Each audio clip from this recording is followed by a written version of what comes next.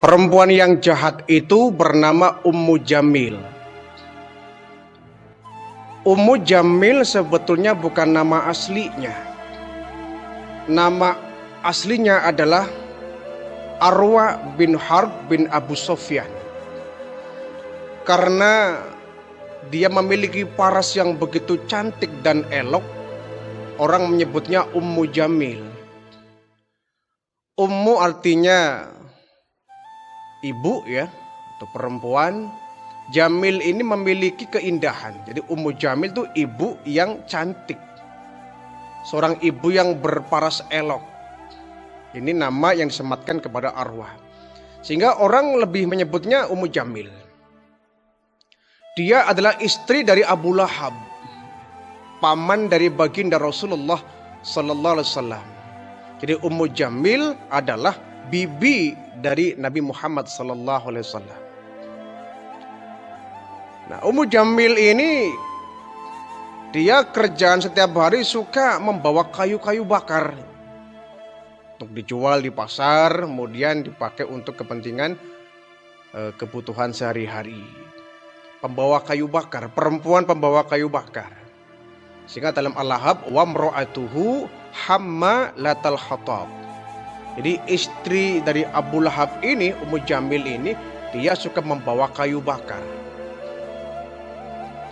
Awalnya baik Abu Lahab maupun Ummu Jamil sebetulnya ini orang baik awalnya ya. Sebelum baginda Rasulullah diangkat menjadi seorang Rasul, nih Ummu Jamil adalah perempuan yang baik. Abu Lahab juga seorang paman yang baik. Tetapi ketika baginda Rasulullah diangkat menjadi seorang Rasul, menyampaikan misi dakwahnya, melarang orang-orang kafir Quraisy untuk menyembah berhala, menyeru mereka agar menyembah kepada Allah. Nah, ini Ummu Jamil begitu membenci sebagaimana suaminya Abu Lahab. Begitu membenci, mulai tumbuh kebencian.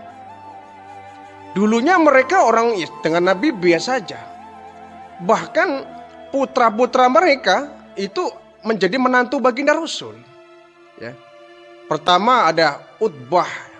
Utbah ini menikah dengan Ruqayyah. Nah, adiknya Utaibah itu juga menantu baginda Rasul, menikah dengan Ummu Kulthum.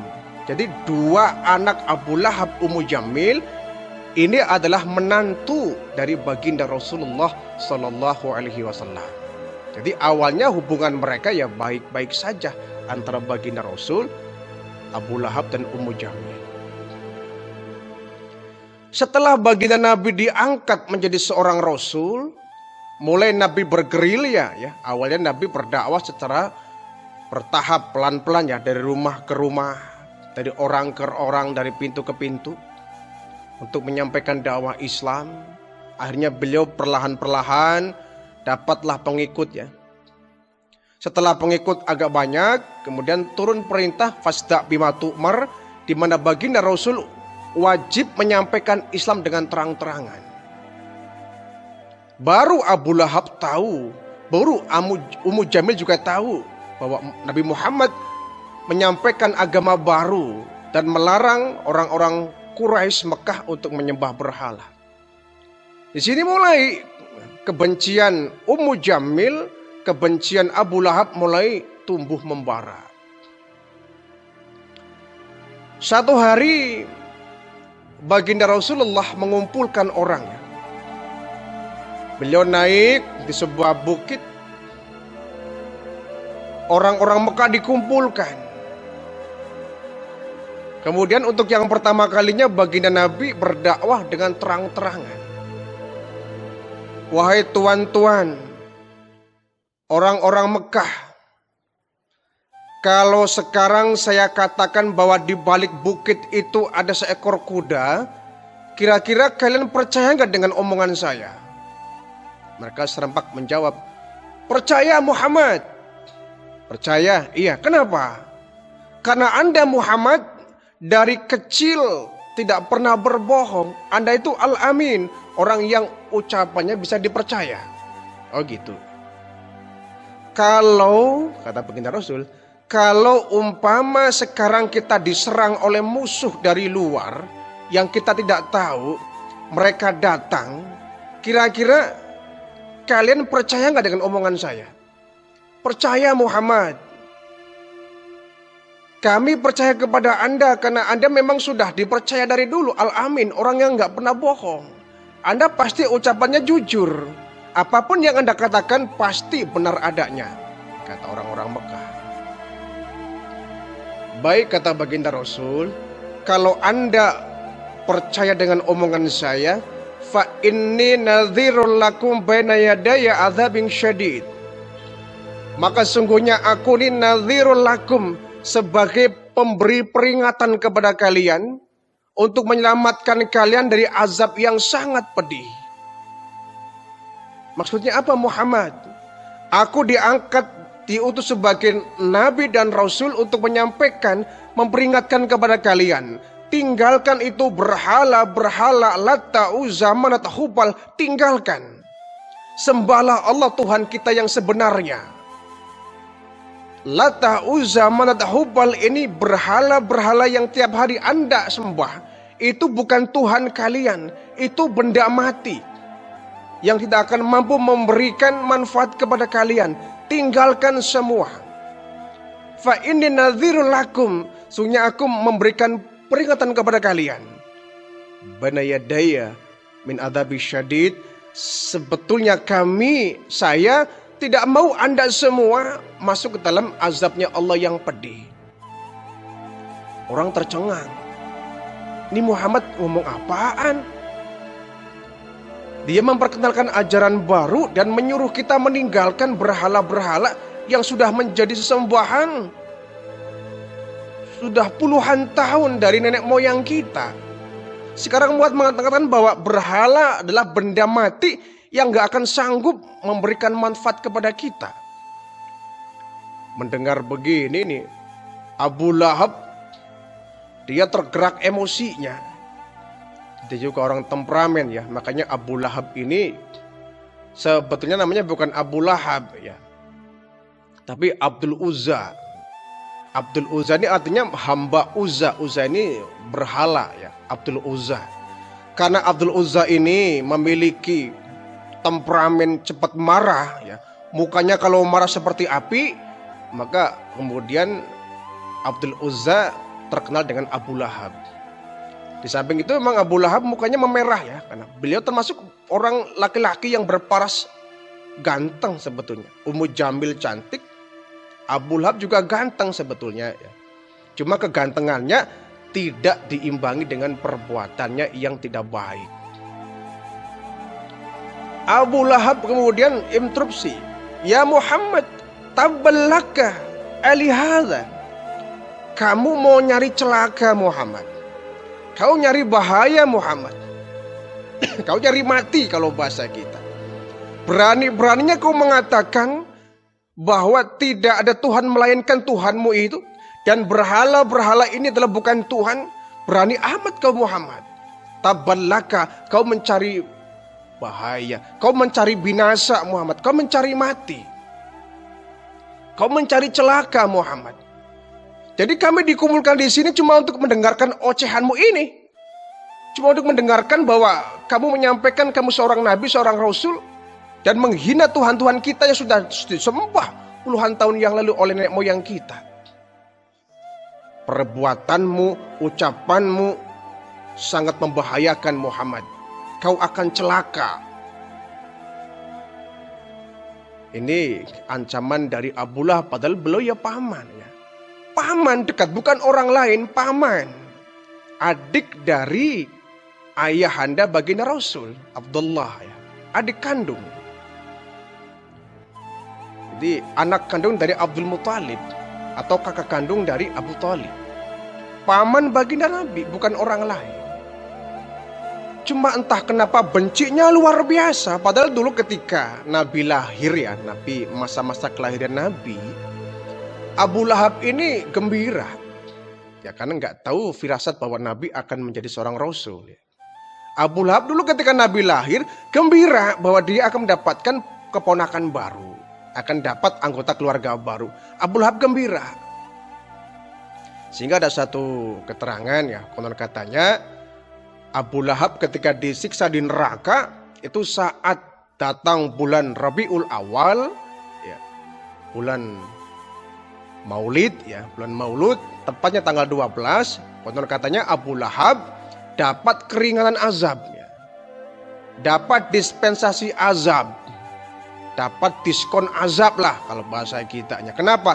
Dia pernah gembira, tersenyum ketika Nabi lahir. Bahkan dengan gembiranya Abu Lahab memerdekakan budak-budaknya itu. Sebagai bentuk kegembiraan, ini budak-budaknya dimerdekakan. Bahkan dia juga membagi-bagi hadiah ya, makanan kepada orang-orang sekitarnya atas kegembiraan lahirnya Nabi Muhammad. Jadi awalnya memang ya Nabi dengan Abu Lahab ya biasa. Hubungan antara paman dengan keponakan. Baik seperti Abu Thalib. Hanya saja bedanya mulai perangai jahatnya muncul ketika baginda Rasul diangkat menjadi nabi, menyampaikan bahwa Latta, Uzza, Manat, Hubal, berhala yang mereka sembah itu bukan Tuhan. Ini yang kemudian Abu Lahab mulai ya, ada jurang pemisah antara Abu Lahab dengan baginda Rasulullah sallallahu alaihi wasallam. Ketika Abu Lahab interupsi bahwa omongan baginda Rasul bisa membawa celaka, maka turunlah wahyu surat Al-Lahab. Tabbat yada abi lahabi watab. Bukan Muhammad yang celaka, tapi Abu Lahab lah yang nanti akan menemui kecelakaan. Sesungguhnya tangan Abu Lahab celaka dan dia pasti akan celaka. Ma agna anhu maluhu wa makasab. Dia orang kaya, tetapi kekayaannya, harta bendanya Abu Lahab ini tidak akan sanggup menyelamatkan dia dari azab neraka. Tidak ada artinya. Wa mra'atuhu hammalatul hatab. Begitu pula istrinya juga akan celaka dalam Al-Lahab ini. Istrinya sang pembawa kayu bakar, dia juga akan celaka. Fi jidha hablum min masad, bahwa Ummu Jamil ini yang selalu membawa kayu bakar dengan menggunakan tali-tali sabut ya. Tali-tali sabut yang dianyam menjadi sebuah tali. Membawa kayu bakar dengan tali sabut. Hablum min masad. Masad ini bisa diartikan tali pembawa kayu bakar itu. Ada juga yang mufassirin mengatakan masad ini adalah tali yang nanti akan menjerat leher dia saat di neraka nanti. Nah, Ummu Jamil ketika mendengar orang-orang membicarakan surat Al-Lahab ini, bahwa Abu Lahab pasti akan celaka, begitu pula istrinya Ummu Jamil akan celaka. Ini Ummu Jamil, istri Abu Lahab, marah luar biasa. Hilang sudah rasa cintanya antara bibi dengan keponakan. Yang tumbuh adalah kebencian yang luar biasa Ummu Jamil kepada baginda Rasulullah sallallahu alaihi wasallam. Saking marahnya nih Ummu Jamil, dia mengambil sebilah batu yang satu genggaman ya. Kemudian dia mencari baginda Rasul dengan niat ini batu akan saya lempar ke arah mukanya biar hancur di Muhammad. Kurang ajar dia, sudah berani menghina saya sebagai bibinya, sudah berani menghina Abu Lahab sebagai pamannya. Ya padahal itu bukan datang dari baginda Rasul, itu penghinaan itu datangnya dari Allah Subhanahu wa taala ya, menurut surat Al-Lahab itu. Cuma karena mereka nggak beriman kepada Allah, disangkanya Al-Lahab ini syair yang isinya menghina Abu Lahab dan Ummu Jamil. Ya, Ummu Jamil ini datang menemui baginda Nabi dengan membawa sebilah batu yang sebesar genggaman. Dia datang yang berangkat dari rumah mencari baginda Rasul. Ketemu Muhammad akan saya hajar pakai batu ini, pikir Ummu Jamil ya. Nah, kebetulan saat itu Nabi sedang duduk dengan Abu Bakar Siddiq di samping Ka'bah ya, sedang bersender itu. Datang Ummu Jamil dari jauh membawa sebilah batu besar ya, segagaman dengan muka yang sedang emosional. Mana Muhammad? Mana Muhammad? Abu Bakar melihat dari jauh, wah celaka ini, celaka ini. Ummu Jamil pasti mencari Muhammad ini. Dia bawa batu, wah runyam ini urusan, Muhammad bisa celaka ini. Wahai Muhammad, itu bibimu sedang menuju ke sini. Dia membawa batu yang besar, pasti akan mencelakai engkau wahai Muhammad. Ya Rasulullah tahu ya. Dari kejauhan baginda Rasul tahu bahwa bibinya Ummu Jamil sedang menuju ke situ, membawa batu yang pasti tujuannya untuk melempar batu ke arah baginda Rasul. Kata Nabi, tenang Abu Bakar, dia nggak akan melihat saya kok. Datang Ummu Jamil langsung menemui Abu Bakar yang ketika itu sedang duduk santai bersama baginda Rasul. Wahai Abu Bakar, mana temanmu tuh Muhammad? Mana dia? Berani menghina saya dengan pamannya ini. Akan saya hajar pakai batu ini. Padahal Nabi ada di samping Abu Bakar. Allah sengaja membutakan mata Ummu Jamil sehingga enggak melihat Nabi ada di samping Abu Bakar. Kata Abu Bakar, "Hei Ummu Jamil, matamu buta ya mencari Muhammad. Kamu bagaimana? Emang saya sendirian? Saya kan beserta Muhammad. Muhammad ada di samping saya." Kata Abu Bakar. Ya Ummu Jamil melihat di samping Abu Bakar nggak ada baginda Nabi, ya, nggak ada Rasulullah. Ummu Jamil marah, disangkanya ngeledek. Abu Bakar, kamu ngeledek ya? Kamu ngeledek ya? Disangkanya ngeledek, padahal memang Nabi ada di samping Abu Bakar. Cuma Ummu Jamil dibutakan sehingga Rasulullah nggak nampak dalam pandangan Ummu Jamil. Abu Bakar, sampaikan kepada saya ya. Kasih tahu kalau ketemu Muhammad akan saya lempar dengan ini. Kasih tahu saya. Iya. Nanti kalau ketemu Muhammad saya kasih tahu. Ya. Kata Abu Bakar. Ummu Jamil pulang ke Bali. Nggak jadi. Padahal Nabi ada di samping Abu Bakar. Ini mukjizat ya. Allah menutup mata Ummu Jamil sehingga nggak melihat sosok baginda Rasul yang kala itu sedang duduk bersama Abu Bakar di samping. Nah mulailah kebencian Ummu Jamil ini luar biasa kepada baginda Rasul. Bencinya luar biasa. Ketika ya, semenjak turunnya surat Al-Ahab tadi. Ya, semenjak turunnya surat Al-Ahab yang dianggapnya merupakan syair bikinan Nabi Muhammad. Sehingga Abu Lahab, Ummu Jamil ini bencinya luar biasa kepada baginda Rasulullah Sallallahu Alaihi Wasallam. Nah tiap hari Ummu Jamil kan membawa kayu-kayu bakar ya. Kayu-kayu bakar ini yang kayu yang banyak durinya. Jadi setiap hari Ummu Jamil itu kalau malam itu menebarkan duri-duri di jalan yang dilewati baginda Rasul ke arah masjid. Di samping dikasih duri ya, kayu-kayu yang ada durinya dan juga duri-durinya ditabur. Disebar di sepanjang jalan yang menuju ke arah masjid. Ya Nabi terluka. Nabi nggak tahu sebagai manusia biasa beliau ya mengalami penderitaan yang dialami oleh baginda Rasul. Beliau terluka kakinya berdarah karena terkena duri-duri yang ditaburkan oleh Ummu Jamil ini jahat luar biasa. Sudahlah suaminya jahat Abu Lahab, istrinya juga berdiri di belakang kejahatan suaminya. Jadi dua-duanya musuh baginda Rasul. Ya walaupun Nabi juga nggak menganggap musuh. Malah Nabi selalu berdoa untuk agar di antara pamannya orang jahat itu ada yang masuk Islam, mengharapkan masuk Islamnya Abu Lahab sebetulnya baginda Rasul.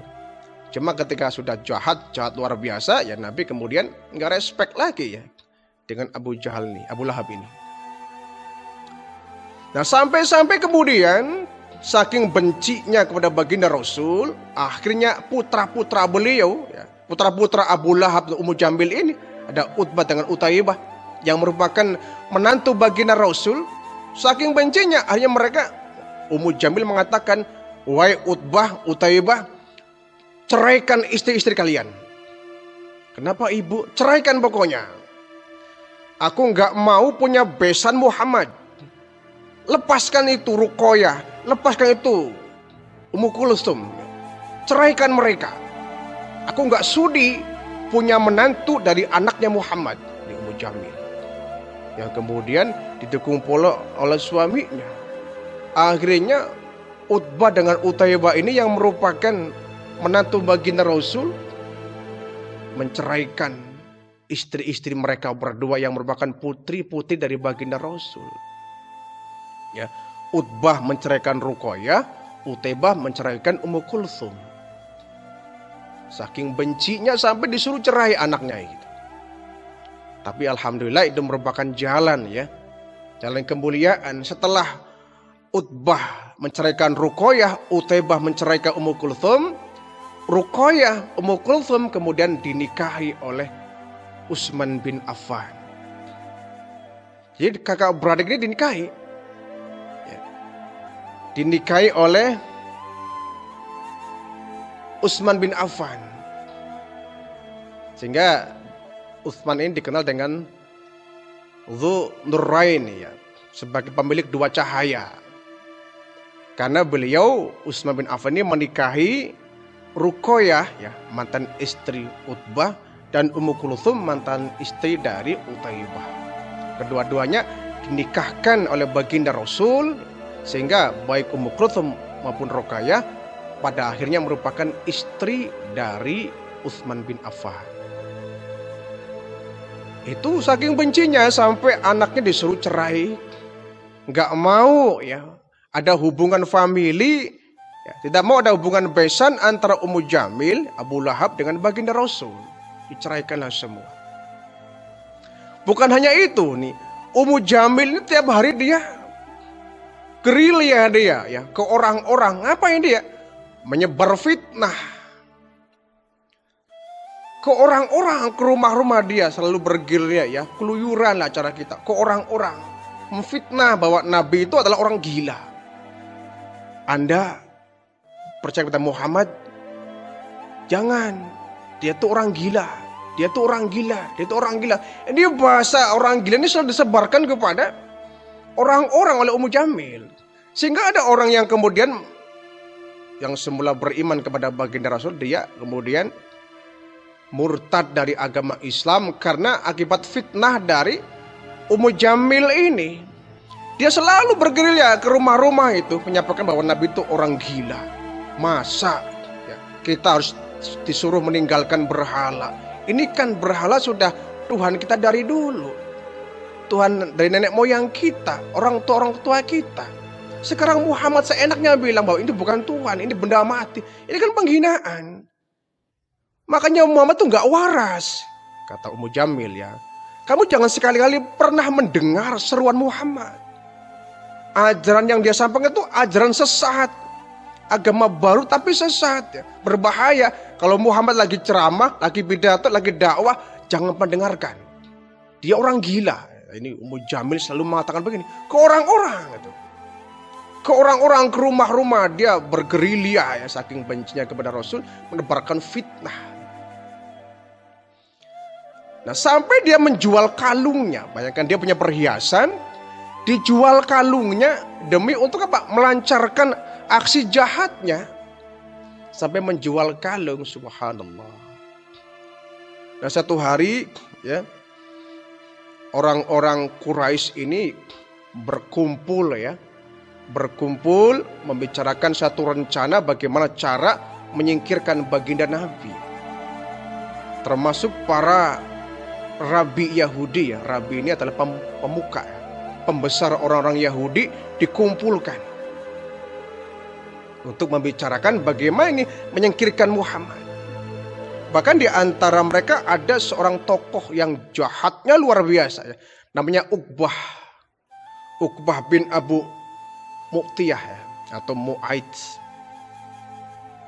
Uqbah bin Abu Mu'aidz ini juga orang yang tidak kalah jahatnya dengan baginda Rasulullah ya. Nabi pernah ketika sedang sholat ya, Uqbah ini dia membawa kotoran onta. Nabi sedang sujud itu kotoran onta dilempar ke arahnya, subhanallah ya. Dilempar ke arahnya, Masya Allah. Bahkan dia pernah menyembelih seekor domba ya. Domba disembelih, kemudian isi perutnya itu ditawurin ke Nabi Muhammad ketika beliau sedang sujud. Sedang sujud baginda Rasul di depan Ka'bah, dilempar itu seisi perut seekor domba ini ke arah badan Nabi yang lagi sujud. Sampai kemudian Fatimah melihat peristiwa ini langsung mendekat kepada ayahnya baginda Rasul, dibersihkan seluruh tubuhnya. Nabi sedang sholat ya, dibersihkan badan Nabi dari kotoran-kotoran tadi sambil nangis, ya Allah, ayah, begitu beratnya perjuanganmu, betapa sengsara hidupmu ayah, banyak orang yang membencimu. Uqbah bin Abu Mu'adz ini luar biasa ya, orang jahat. Nah, kumpullah nih orang-orang Quraisy ya, membicarakan bagaimana cara menyingkirkan baginda Rasulullah Sallallahu Alaihi Wasallam. Yang akhirnya Nabi itu dipanggillah oleh pembuka-pembuka Quraisy dengan pembesar Yahudi ini. Kita kumpulkan Muhammad yuk, kita kumpulkan orang sewarga ini ya, warga kota Mekah, kita kumpulkan, kita hadirkan Muhammad. Untuk apa? Kita bikin dia malu. Baik, ketika kumpul, Nabi dipanggil oleh Abu Lahab ya. Setelah kumpul, kemudian Nabi ditanya, wahai Muhammad, ada apa paman? Kalau kamu benar seorang Nabi, seorang Rasul, kalau kau memang orang benar, coba ceritakan kepada kami tentang dua kisah. Pertama kisah Ashabul Kahfi, yang kedua kisah Dzulqarnain. Ceritakan kepada saya. Ini ada orang kumpul banyak ini. Kau buktikan kenabianmu dengan kau menceritakan peristiwa bagaimana Ashabul Kahfi dengan Dzulqarnain. Nabi tidak sembarangan menjawab ya. Dari situ banyak orang. Nabi sedikit bingung. Hanya Nabi mengatakan, saya tidak bisa menjawab sekarang, tapi tunggu ya. Saya minta waktu 3 hari. Saya menunggu wahyu yang datangnya dari Allah Subhanahu wa Ta'ala. Maaf tuan-tuan, sekarang saya nggak bisa menjawab karena saya nggak mau melancangi Allah. Saya menunggu wahyu datang dari Allah. Tunggu 3 hari berikutnya kita akan kumpul lagi di sini. Orang pada, wah Muhammad gimana ini? Masa nggak bisa jawab? Bukan nggak bisa jawab, tapi tunggu 3 hari kemudian. Dengan harapan Nabi 3 hari ke depan mendapatkan wahyu tentang cerita Ashabul Kahfi dan Dzulqarnain. Nah 3 hari berlalu, datanglah orang kemudian berkerumun di samping mengelilingi baginda Rasul. Orang banyak gitu. Muhammad, iya, sudah 3 hari. Apakah sudah punya jawaban? Belum ada jawaban dari Tuhanku. Bagaimana ini Muhammad? Katanya 3 hari kau akan dapat jawaban. Ya bagaimana, saya belum dapat wahyu. Wah ini orang pada gimana ini Muhammad. Nah Ummu Jamil ini kesempatan nih. Nabi tersudutkan, Ummu Jamil bilang, Muhammad, setanmu sudah meninggalkan kamu Muhammad. Jadi Jibril dipanggilnya setan oleh Ummu Jamil ini. Setanmu sudah meninggalkan kamu Muhammad. Dan saya berharap setanmu betul-betul meninggalkan kamu, gak akan pernah ketemu lagi. Ya Allah ya. Malaikat Jibril dibilangnya setan oleh Ummu Jamil ini. Akhirnya turunlah surat Ad-Duha ya. Wad-duha wal-laili idza saja ma wadda'aka rabbuka wa ma qala. Muhammad, sesungguhnya Tuhanmu tidak meninggalkan kamu Muhammad. Allah bersumpah demi waktu duha. Allah tidak meninggalkan engkau Muhammad. Bahwa Nabi itu kemudian dianggapnya sudah ditinggalkan oleh malaikat Jibril.